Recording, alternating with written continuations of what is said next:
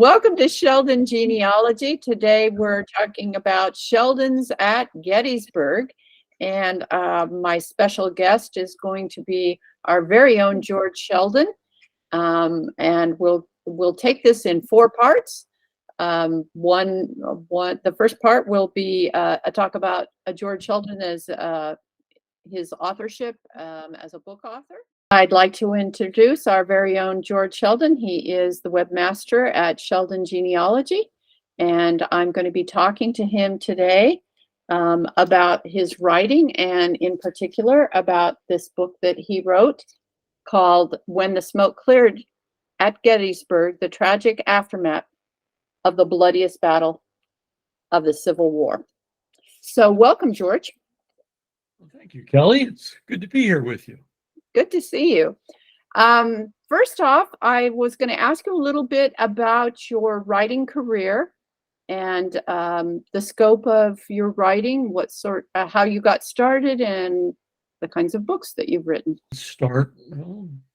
40, 50 years ago. And next thing you know, I got published. I wasn't making very much money in the real job that I had. And I was able to make some extra dollars.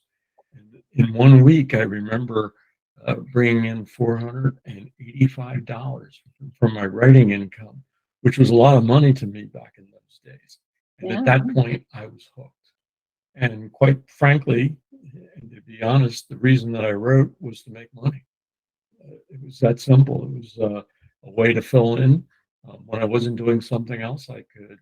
My side gig, I think, is a good way to describe it. And I enjoyed doing it. And I got to meet a lot of people. I actually became a correspondent for a newspaper, which I located not far from Hershey. And because of celebrities visiting Hershey, the Hershey area, Hershey Park, I had access to them. And next thing you know, I was interviewing many people that you'd recognize, from Liberace to Bob Hope to the Smothers Brothers, Andy Williams. I mean, many different people. I get to meet with them and speak with them, and it was just a great time. And of course, I'd make a few dollars on the side writing up newspaper, and that's how I got started. And as I continued to progress, doing magazine articles, next thing you know, I decided I was going to write some books. Wrote a couple that weren't very good, but I started to break through and published a couple of books. And I did it all really just as a side hustle. That's great. And how many books have you written, George? I've lost count, but over 35. Wow, fantastic. And this book on Gettysburg, I think when we were talking about doing this, you told me that there were a certain number of books on Gettysburg. How many was that? At the time, when I came up or conceived the idea of writing this particular book, one of the first things you have to do is come up with a title.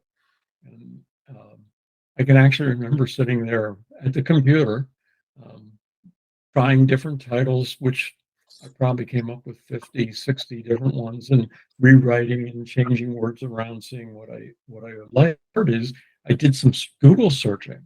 It was in the early days of Google when I was doing that particular work, and at that point there was 435 books published that had the word Gettysburg in it. So I knew I had to put the word Gettysburg in the title of the book, and I kept working. And I really never perceived the book to be a book about the battle, because there's many people that have far more expertise in that than what I knew. So I sort of went to a different angle and what really happened after the battle. And that's the way I focused that particular book. So I found the book very engaging, particularly for somebody that isn't necessarily interested in war or battles or the strategies or whatever. This is much more personal. So can you expand on that a little bit for me about what makes this, why you were so presumptuous to think that you could write a book about Gettysburg that would be different and give it a different angle or a different twist? Well, when I conceived the book, the idea really was to tell the story of the people and how they survived, what happened after the battle. I knew a little bit about their story, but I didn't know it to the extent that I learned from the research that I did. The town was taken over by both armies, both the Southern Army and the Northern Army. Um, there was a major invasion by both armies, 150,000 people showing up in a town that had 2,700 residents. The men had left the town. The town was really just old people, young kids, and the women. The women stayed back really to protect their houses. And that's how the story really came to me. And that's what I really thought was pretty interesting and a different part of the battle. In other words, what would happen if suddenly there was a major invasion?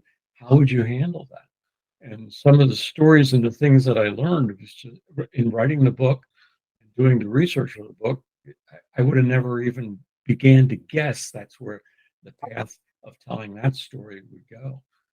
Just the fact that every major building in the town became a hospital, a field hospital.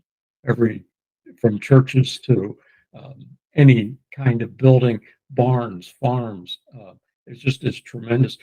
The army ran differently than what we think of as a modern day army today, and how the people survived.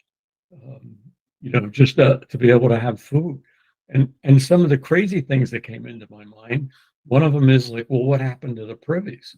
I mean, there was not sewage systems back in those days. So you can just imagine a town that had 2,700 residents, even though it's a county seat.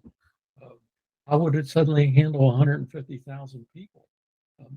All the horses. It was just to me, a great story. And as I started to dig into it, a lot of people wrote personal diaries, personal notes about it, wrote little articles. And my job is really to go research those and put together this story. And it's really marvelously put together and really does give you a sense of being there. And you can see that there's a tremendous amount of research in it. I mean, the footnotes alone or the endnotes are quite extensive. So it gives you an idea of how much work went into it. So how long did it take you to put the book together, or how much time do you feel you probably put into it? Well, from the time that I sold the book, and when I say sold it, it means that I had a publisher interested in it, like the concept, like the idea. You prepare a book proposal, sample chapter. From that point until it didn't take long for them to accept the book, that they wanted a book. So I didn't write the book until I knew that I had a publisher that was going to publish it. But from that point on, then you're on deadline, and it means you got to get working on it. And I could have probably taken 2-3 years to write the book, but I didn't have the time to do that because of the publisher's deadline. But I spent 5 months doing the research. Wow. And then I was constantly writing different pieces and different sections of the book. I was doing I didn't write it the way you would read it today, from chapter 1 through the next chapter and next chapter. I was writing different sections of it as I had different pieces of the research done. And I could probably, like I said, take a couple of years to it. And the research was probably the most fun part of writing the book, more fun than just sitting there and actually typing away and doing the physical writing.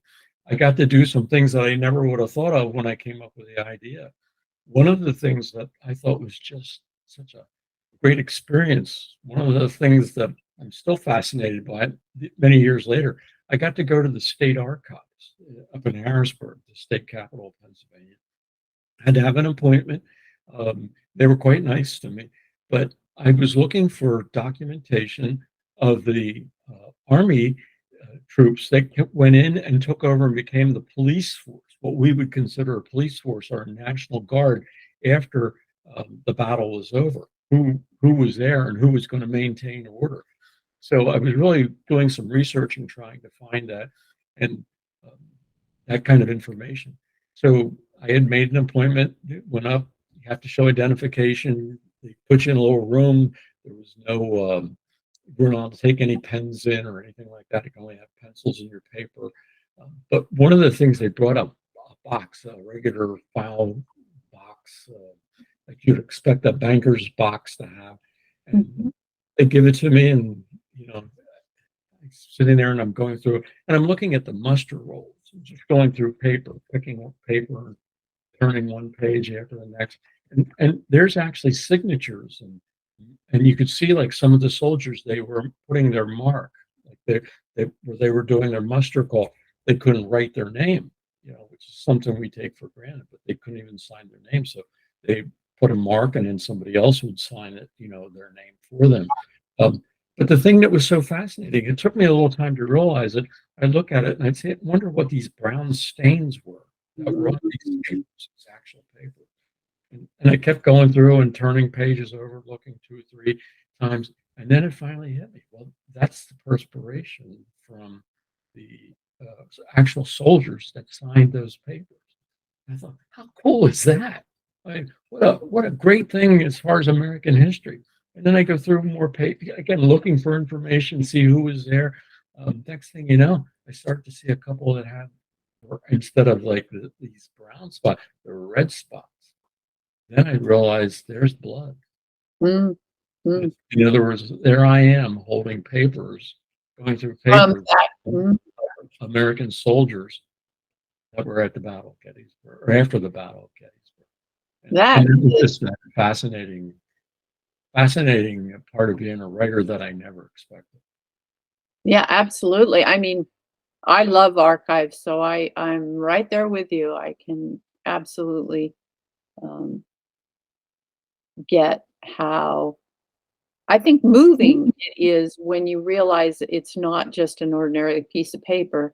This is something that was handled by the soldiers and the people in battle, and it still exists in an archive where you can actually go and view it, which is pretty cool in of itself. At that point, I did very little, although I did do computer work to do research and come up with information, but there wasn't anything like we have today as far as documents being digitized. It was microfilm. It meant going trips to libraries. I spent a lot of time at the state library. I spent a lot of time over Adams County at the Historical Society with the old microfilm and the big machines. And the state machines were just not in really good shape. They were well worn from the microfilm. You could only spend a couple hours there, right? And you could only spend a couple of screens and the negatives of the microfilm. It was just not an easy task to do, but it was well worth it to me. I spent a lot of time reading the newspapers, which I still enjoy doing today. And that's how I got a lot of little snippets that's in that book that I wouldn't have gotten if it wouldn't have been that I was reading. So like little weekly newspapers, and I could pick up nice little stories and, just like I said, snippets, little things. One of them was a story about one of the citizens over there that during the battle, he invited the neighbors to come because he said he had fresh milk in his house. An older gentleman. And they said, "How do you have fresh milk?" And he said, "Well, I brought the cow in the living room." This is what he did rather than lose the cow to the soldiers, because they would have taken the cow. Oh, yeah. It, obviously, for food. Probably. Yeah. So it was pretty fascinating. But I was able to hide those little stories that you just wouldn't have. It wouldn't have been from doing research. Very good. I noticed there's on the cover there's a picture. Can you tell me about the picture and how it got selected? I can't tell you how it got selected, because I had nothing to do with the selection of the picture. I do know all about the picture, but I didn't have any input into it. One day I received an email from the publisher, and they showed me the cover of the book to be. And that's what they chose and how they set it up. That's actually the Trossel Farm, which is over in Gettysburg, not far from what's called the Peach Orchard, one of the more famous parts of Gettysburg. The battle itself did not happen on just one day. It was a 3-day battle. And the more you study about Gettysburg, the more you get to realize that's why it's complicated and why it's just not the two armies facing each other and they're shooting for 3 days. It's different ends, different parts of it. It's spread out over a long area. But that was the second day of the battle, is when that house would have been under attack. And it's a rather well-known historic house over there because of the peach orchard and how many people were killed, and how just the battle part of it on the second day. And that's when the Confederates were trying to circle around the Federal line. You always attack to the side rather than to the front. It's just, that's pretty much military tactics. You'll hear them say an awful lot about the flank. Well, the thing about this is that is where they were attacking on the second day, what we would describe as the southern end of the battle, if you will, and they were trying to move forward. And a lot about that, but that picture is it's taken from several well-known historic pictures that were taken. One of the things about the battle, within 4, 5, 6 days after it occurred, photographers of the day, and we did have photography back then. It was one of the newer sciences, if you will. But they came into Gettysburg and actually took pictures. So we do have some photographic evidence, and that's where that picture came from. I believe that you have from the Gettysburg National Monument website. There's a present day and the old picture slider. Are you going to show a slide? Maybe we'll put that in. You said they're well-known photos, and I think that would probably be good to add here to the video. Sounds great, George. Let's do it.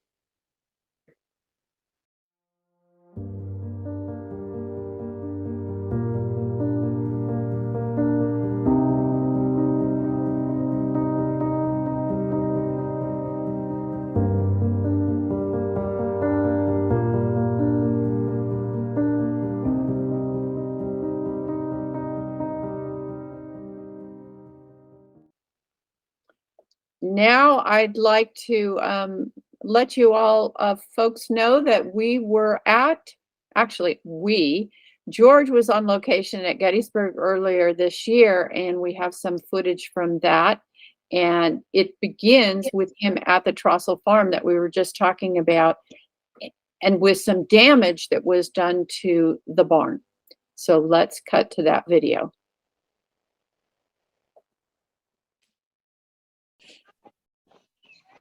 Oh, so now we're getting closer to the actual house, which is on the cover of your book there.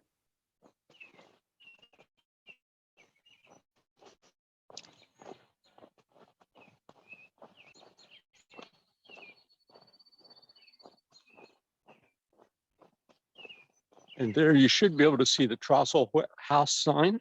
Yes, we can. Very nice. And this is getting to be more of the picture the way it was on the book. And can you tell me, I mean, I've read the book, and there's a lot of fascinating material, stories, pictures, and you really do make it come to life from the vantage point of the villagers, the people that lived in Gettysburg and what they had to deal with. But you also give a lot of insight into the field hospitals and different procedures and things that happened. Is there anything about that you want to tell me about right now, or are you? Well, every building, just about every building in this area, from the homes to the certainly the barns, became field hospitals. There was 150,000 men that came here and battled during the 3 days in July of 1863. The catastrophe, or the total injuries on both sides, the casualties, was just astronomical.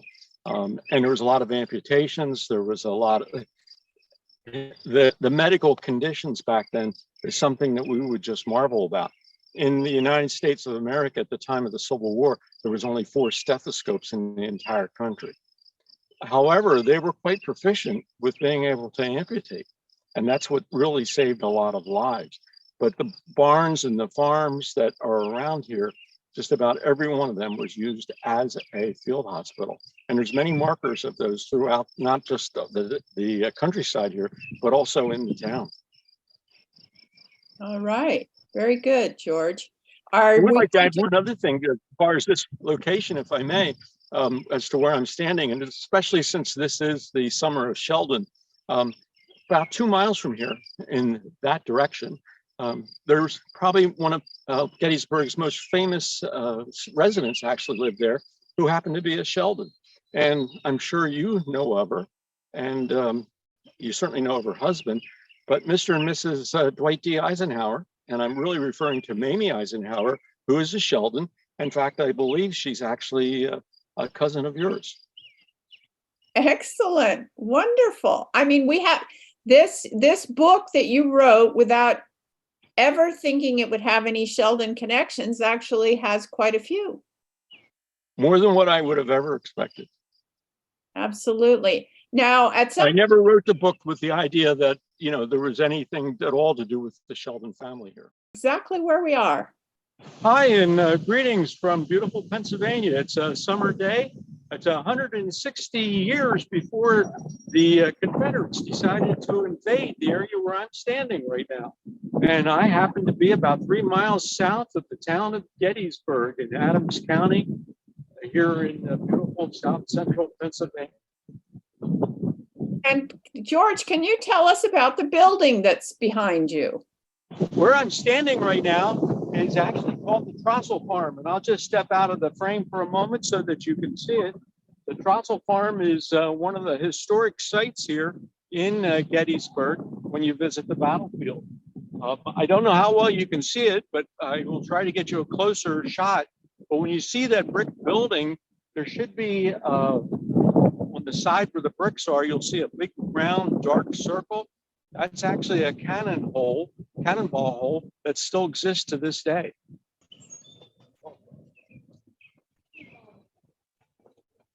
And this is wonderful, George, because we really are feeling like we're walking right alongside you. There we go. Hopefully you can see the barn there a little well. Yeah. And you can certainly see the hole, that black hole between the two vents towards the top. Right. Excuse me, sir.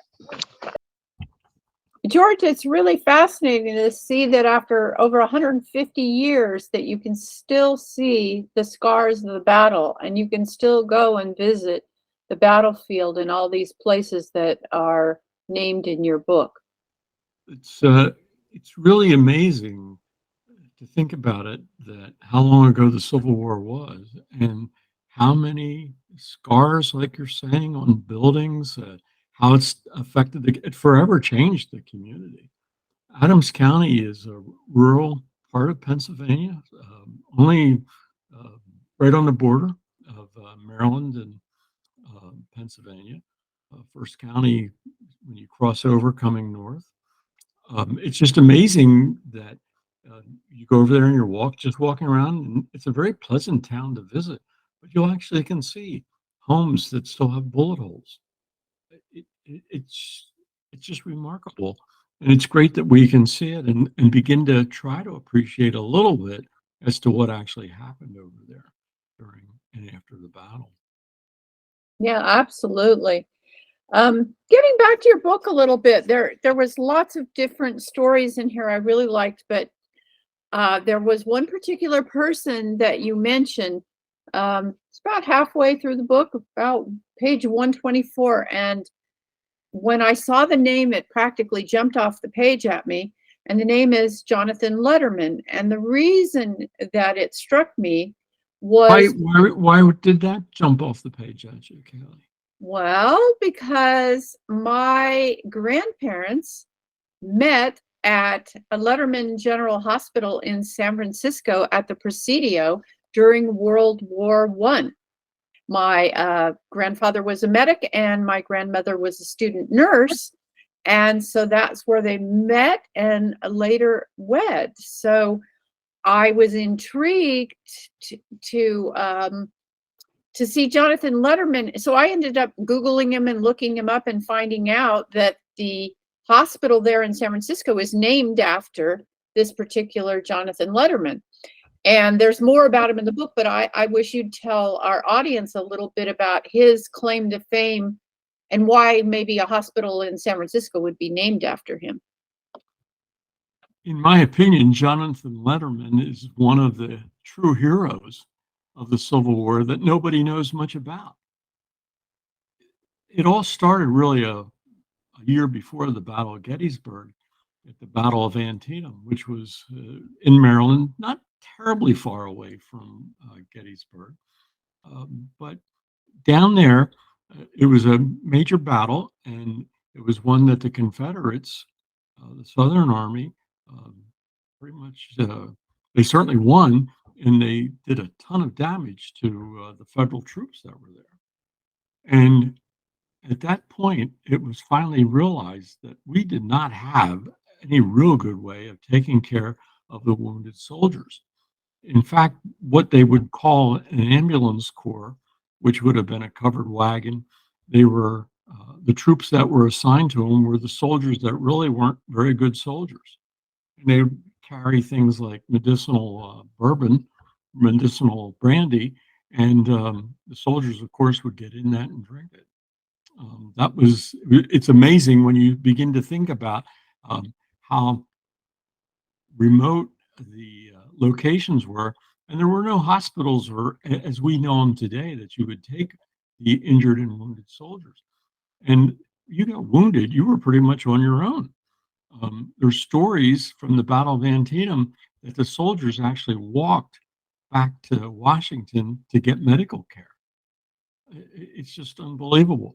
Well, along came Jonathan Letterman, and he's the one that started to straighten this out and began what we would now know as modern day ambulance corps, where they would take supplies for and be prepared to handle the massive injuries and massive wounds that you would have in battle.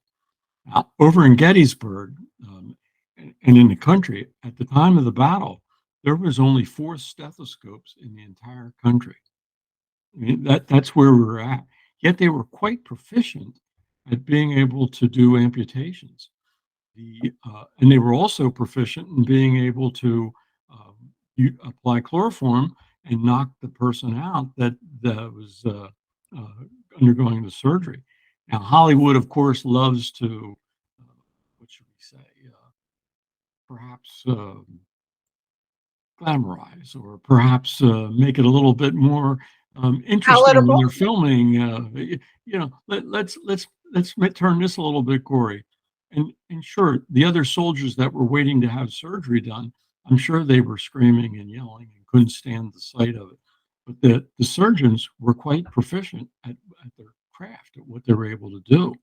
And we also have to remember that at that time, you didn't have to even go to medical school to become a surgeon. Yet they were able to perform surgery, and they were able to do surgery so proficiently, they could remove an arm or a leg within 20 minutes. You'd be back laying in a barn, wherever the field hospital happened to be, and recuperating from the Army would move on. And then it was up to the civilians to take over and to try to provide any kind of care that they could for those wounded soldiers. And this was both for in Gettysburg, for the Federal soldiers as well as the Southern soldiers. It was just the way it was back in those days.